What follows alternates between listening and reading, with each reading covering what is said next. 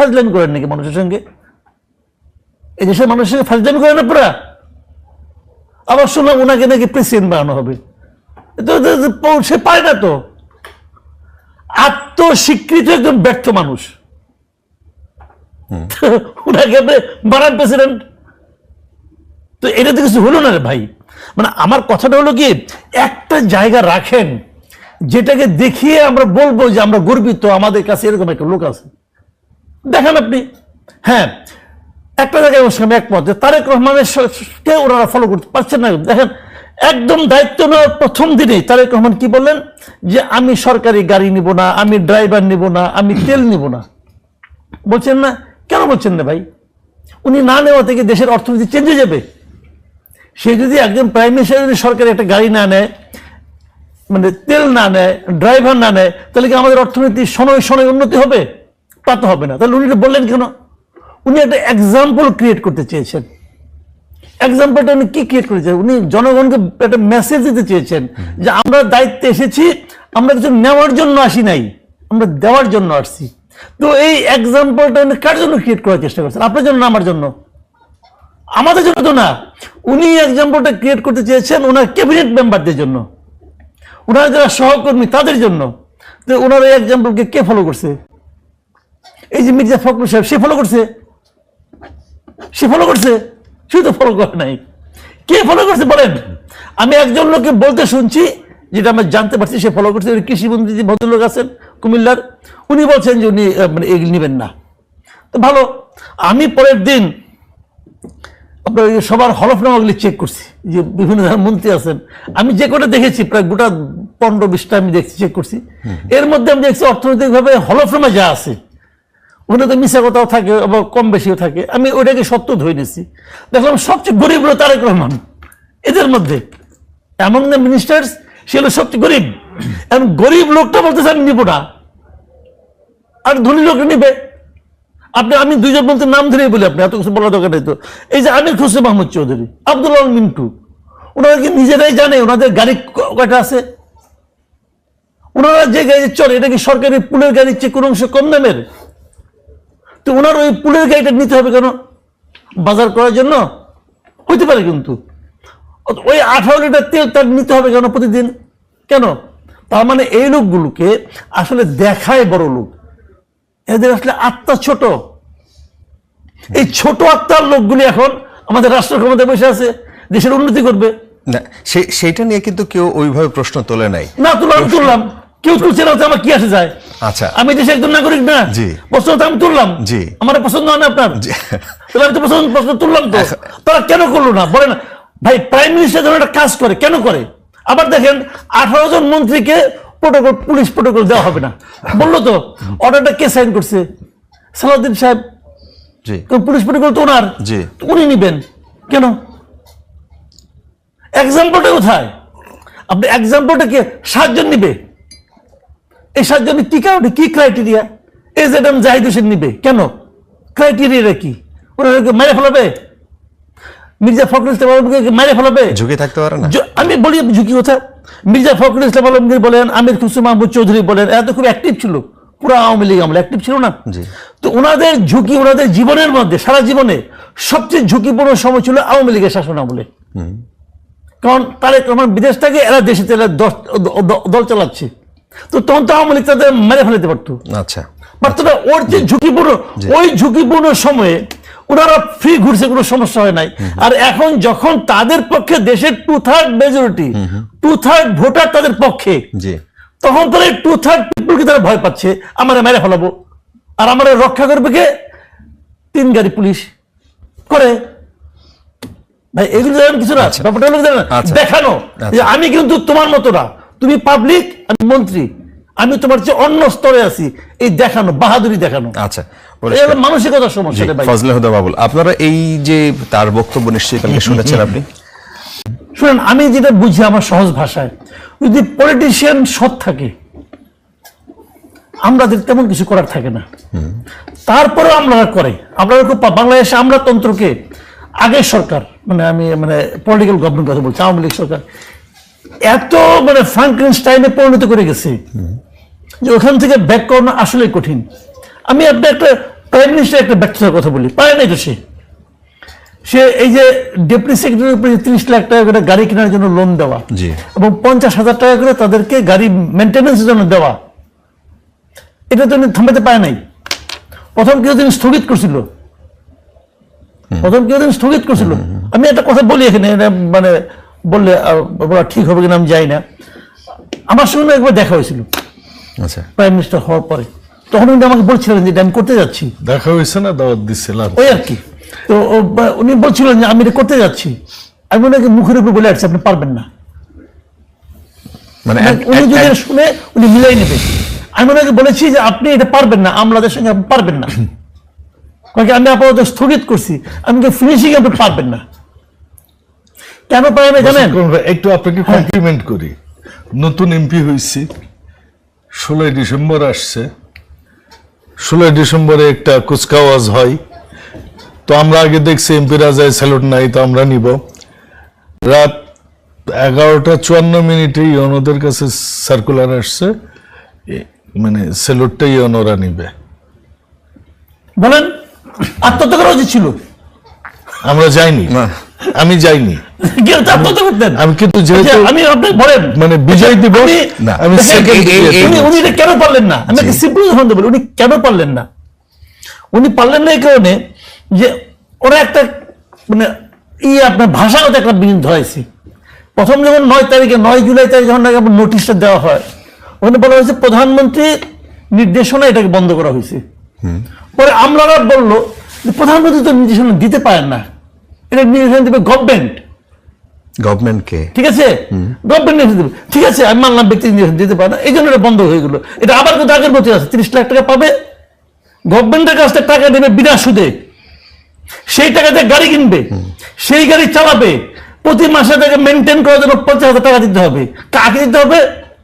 যে আমার চাকর, আমার টাকায় চলে, সে আমার টাকা দেবে। আমি ব্যাংক থেকে লোন নিতে গেলে আমাকে আপনি 15% 16% আপনি ইন্টারেস্ট দিবেন, আর আমার চাকর লোন নিবে তার কোনো ইন্টারেস্ট দিতে হবে না, এবং সেই লোন নিয়ে সে গাড়ি কিনবে, সেই গাড়ির জন্য প্রতি মাসে 50,000 টাকা আমাকে দিতে হবে। এটা কোনো আইনে, এটা কোনো লজিকের মধ্যে পড়ে? আপনার বাসার যে চাকর, সে আপনার কাছ থেকে মানে সে কিনবে, তার টাকা দিবেন ওটা চালানোর জন্য, আর আপনার গাড়ি আপনি তেল কিনতে পারবেন না। এটা হয় না, কিন্তু তারা তো একটা ব্যাখ্যা দিয়েছে। আর ব্যাখ্যা তারা তো চুরি যে করে তারও ব্যাখ্যা আছে, ওই ব্যাখ্যা নিয়ে আলাদা করতে পারবো। হাতের হাতে ধরা খাইছে তারও ব্যাখ্যা আছে। ব্যাখ্যা থাকলে আইন আদালতে 1 মামলা 3 মাস 4 মাস 3 বছর 5 বছর চলে কেন? ব্যাখ্যা তো আছে। না, সরকারের যথেষ্ট পরিমাণ টাকা আছে, এটা তাদের সরকার টাকার জন্য justification শেষ নাই। এবং ভাই সরকারকে আমি জি। জনগণ, আমি চাই না তোমাকে দিব। জি, সরকারের সেই জায়গা থেকে পলিটিশিয়ানরা কিভাবে এইরকম দুর্বল হয়ে উঠলো আজকে? সরকারের জন্য ওদের মায়া আছে, সরকারের জন্য। এই জায়গাটা আমি বলি আপনাকে, শুনেন, মূল ঘটনা হলো কি, কেউ প্রশ্নটা করলো না যে ওই যে প্রথম যে 9 তারিখে যে নোটিশটা ছিল, প্রজ্ঞাপনটা ছিল, ওই ড্রাফট কি তারেক রহমান করছিলেন? ওই ড্রাফট তারেক হামলা করছে, এবং সে ইন্টেনশনালি এই কাজটা করছে যে আমি এই শব্দের ভিতরে ঢুকাই দেবো যাতে না এড়ে নিয়ে পরে আমরা এই করবো, আওলা বাজাবো। তো আপনি কি করছেন? যে এটা ড্রাফট করছে তাহলে চাকরি আপনি পরের দিন খাইলেন না কেন? আপনি তো দুনিয়ার লোকে বাদ দিচ্ছেন, ও বাদ সে বাদ। যে লোকে ড্রাফট করে শব্দটা ঢুকাইছে এখানে, যে শব্দটার কারণে, যে বাক্যটার কারণে এটা আওলায় গেল, সেটা যে ঢুকাইছে তার চাকরি এখন গেমে থাকে। বলেন, সে তো ইন্টেনশনই করছে যে এমন আওলা বাজাবো, বাজাই নিয়ে এই লোকটা বেকর বানাই দেবো। আমি তো বলি মাঝে মাঝে আমার তারেক রহমানের জন্য মায়া হয়, এই লোকের জন্য আসলে আমার মায়া হয়, যে সে মাঝে মাঝে মনে হয় আর একটা ভাবে শুয়ে শুয়ে যে আসছিলাম ইংল্যান্ডে, এটা আইলাম কই আইলাম ভাই, এটা কোথায় এলাম? কোন জঙ্গলের মধ্যে এসে পড়লাম? জঙ্গলের মধ্যে এসে পড়ছেন এই ভদ্রলোক। রিয়েল ওনার জন্য আমি বলবো এক বেলাতে খাওয়াইছে এই জন্য মায়া করতেছেন না, এই জন্য না, আসলে ওনার জন্য মায়া হয়। মানে এই লোকটা কি করবে, আপনি গিয়ে কিনা করতেছে। আচ্ছা, কিন্তু যাক, যে আলোচনা, আপনি একটা আলোচনা, উনি বললেন একটা কথা যে ওই এখন বিল দিতে গেলে টাকা লাগে। জি, তারপরে আবার বললেন, আল্লাহকে ধন্যবাদ দিলেন যে থ্যাংক গড এখন অনলাইনে দেওয়া যায়, অনলাইনেও টাকা লাগে। আমি একটা এক্সাম্পল দিয়ে বলি, গত মাসে আমার বাসায় ডিপিডিসির বিল দিই, ইলেকট্রিসিটি বিল দিই, বিকাশের মাধ্যমে দিতাম, এতদিন টাকা লাগতো না, গেল মাসে আমার কাছে এক্সট্রা 15 টাকা কেটে দিচ্ছে চার্জ। ডিপিডিসি বিল দেবো, এই অনলাইন বিল বিকাশ কেন কেটে নেবে? কোনো ব্যাখ্যা নেই, কেউ প্রশ্ন করে না। আপনি আমাকে 100 টাকা পাঠাবেন, 100 টাকার উপরে পাঠালে হলো, 100 টাকা পাঠাবেন, আপনার কাছ থেকে বিকাশ 5 টাকা কেটে দিবে।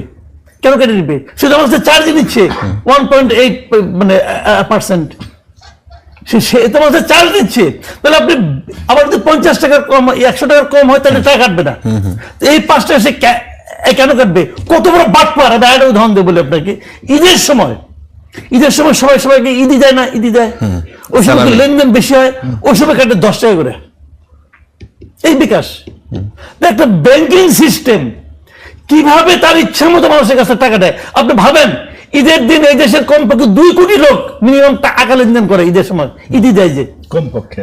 যদি 10 কোটি টাকা, যদি 10 টাকা করে দেয়, সে 20 কোটি টাকা ঈদের দিন লাভ করে। কার টাকা নিচ্ছে? আমার আপনার টাকা। কেউ প্রশ্ন করে না। দেশ চলছে আল্লাহ আসতে, অর্থমন্ত্রী ব্যস্ত অন্য কিছু নিয়ে। দেখেন এগুলি এবং এগুলো দেখার জন্য তো ওনার এখানে পাঠানো হয়েছে। উনি তো মনে করেছেন বিরাট নেতা। আপনি বিরাট নেতা না, আপনার উপর আমি বিরাট ভরসা করছি। আচ্ছা, আপনি আমাকে হতাশ করতেছেন। আচ্ছা, আর যে প্রশ্নটা আপনাকে করেছিলাম সেখানে যদি একটু উত্তর দেন এনসিপির কে নিয়ে। মূল প্রশ্ন তো ভুলে গেছি। এনসিপি যেভাবে এটা খুব গুরুত্বপূর্ণ প্রশ্ন করছেন আপনি। আসলে এনসিপি যেটা হয়েছে, ওনারা এই কামটা করতেছে কেন জানেন? এনসিপি তো পলিটিক্যাল পার্টি। এনসিপি আসলে জাতীয় পর্যায়ে বুঝে গেছে যে ওদের কোনো গুরুত্ব নাই, ওদের কোথাও কোনো গুরুত্ব নাই, ওদেরকে কেউ ভালোবাসে না। আসলে আপনি এখানে ওরা মার খেতেছে, আপনি নিউজগুলো, আপনি সোশ্যাল মিডিয়া বাদ দেন, প্রথম আলো অথবা এই যে নিউজগুলি দেখেন, নিউজের নিচে দেখবেন কমেন্ট আছে। একজন লিখতেছে অ্যান্টিবায়োটিক দেওয়া দরকার ছিল, কিন্তু অ্যান্টিবায়োটিক সিঙ্গেল ডোজ হয় না, ডোজ দেওয়া লাগবে। মানুষ ওনাদের মানে মায়ের খাওয়ার দৃশ্য নিয়ে মানুষ ফান করতেছে কেন? এইটাই হলো পাবলিক সেন্টিমেন্ট, পাবলিক পালস এখন এখানে যে পড়ছে। ওনারা চাচ্ছে যে জিনিসটা, সেটা হলো আমরা এরকম করব। মানে নাসিরউদ্দিন পাটোয়ারি যখন কথা বলে, ভাই উনি কি বলে না বলে, এর বিরুদ্ধে বলে, তার বিরুদ্ধে বলে ভাই ফজলুর রহমান সাহেব কিশোরগঞ্জের লোক, ওই এলাকায় সে প্রায় 1.5 লাখ ভোটের ডিফারেন্স জিতছে ভাই। তাহলে বলে ফজা পাগলা। আচ্ছা আপনি বলেন, আমার এনে বললে আপনার বলে আপনি জানেন না, কিন্তু ওই এলাকার লোক তো তাকে ভাই চিনে, ওই এলাকার লোক তো তারপর দেখে সেন্টিমেন্ট তার কাজ করে। তারপর ওখানে যখন বলে, তার মানে উনি বলে কি জানি না, আমার কানে কি আসে জানেন? আমি শুনি কি, আমি শুনি হলো সে বলতেছে যে তোমরা আমাকে মারো না কেন, তোমরা আমাকে মারো না কেন? কারণটা কি? মার খায়া তারা আলোচনায় আসতে চায়। মানে একটা দল কতটা দেউলিয়াত্বের পর্যায়ে পৌঁছলে পারে, এরকম হতে পারে। এটা আমি ওদের, কিন্তু সেই অ্যারেঞ্জমেন্টটা কি তাদের নিজেদের নাকি কেউ তাদেরকে হেল্প করছে? ভাই সরকার পক্ষ, সরকারি দলও তাদেরকে হেল্প করছে। সরকারি দলের কিছু বাড়াবাড়ি আছে, এতে কোনো সন্দেহ নাই। সরকারি দলকে বুঝতে হবে যে একজন লোক আমাদের গালাগালি করার মাধ্যমে সে মানুষের কাছে খারাপ হয়ে যায়। তোমার যে হাত তুলো, যখন তুমি হাত তুলো তখন তার খারাপটাকে তুমি ব্যালেন্স করে দিলা। তুমি কি কারণে এটা করবা? সরকারের উচিত হলো ওই হবিগঞ্জের ঘটনাটা, যারা যারা মারছে প্রত্যেকের ছবি আছে, এই প্রত্যেককে ধইরা ও কোন দল করে না করে আমার জানা দরকার না, ওদেরকে ধরেন, ওদেরকে বিচারের আওতায় আনেন, তাহলে দেখবেন যে আর কোথাও হবে না। কিন্তু পাশাপাশি আমি এনসিপি কে বলবো যে ভাই আপনারা স্মার্ট লোক, লেখাপড়া করছেন, আপনার প্রতি অনুরোধ, এইভাবে আলোচনায় আসতে পারবেন না, এইভাবে মানুষের মনে জায়গাও করে নিতে পারবেন না। বরঞ্চ রাজনীতিতে অনেকগুলো ভুল করছেন, ওগুলো শুধরানোর চেষ্টা করেন। এই দেশে এখনো একটা থার্ড ফোর্সের দরকার আছে, মানুষ এখনো তাকায় আছে তৃতীয় শক্তি। আপনাকে বেশি কোশ্চেন করা হয়েছে, তবুও কোশ্চেন করার লোভ সামলাইতে পারি না। একটু ছোট করে বলবেন যে কোন সময় মনে হয় বা কেউ এটা আলোচনা করছেন এখন যে জামায়াতের যে অবস্থা বিরোধী দল হিসেবে, সেই জায়গায় মানুষও আরেকটা ইয়েকে চায়, যে একটা মানুষ না, বিশেষ করে ক্ষমতাসীন যারা বিএনপি, তারা চায় যে আরেকটা প্রতিষ্ঠিত যারা প্রতিদ্বন্দ্বিতাপূর্ণ সামনে করতে পারে, নির্বাচন করতে পারে, আলোচনায় আসতে পারে, তাদেরকে আলোচনায় রাখানোর জন্য, থাকার জন্য কি এই ধরনের ঘটনা ঘটানো হইতে পারে? এনসিপি কে দিয়ে না, আমার তো মনে হয় না, আমার তো মনে হয় না। আচ্ছা, তবে আমি জামাত সম্বন্ধে একটা কথা বলি। জামাত তাদের জীবনের সুবর্ণ সময়টা শেষ করে ফেলেছে এই নির্বাচনের মাধ্যমে।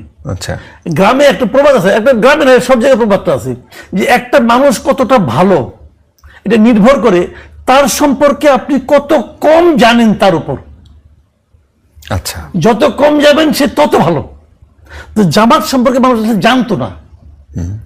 জামাতের ওনাদের সঙ্গে ছিল, জামাতের সঙ্গে ঘর সংসার করছে 2001 সালে করে, এটা তারা 2টা মন্ত্রী পাইছিল।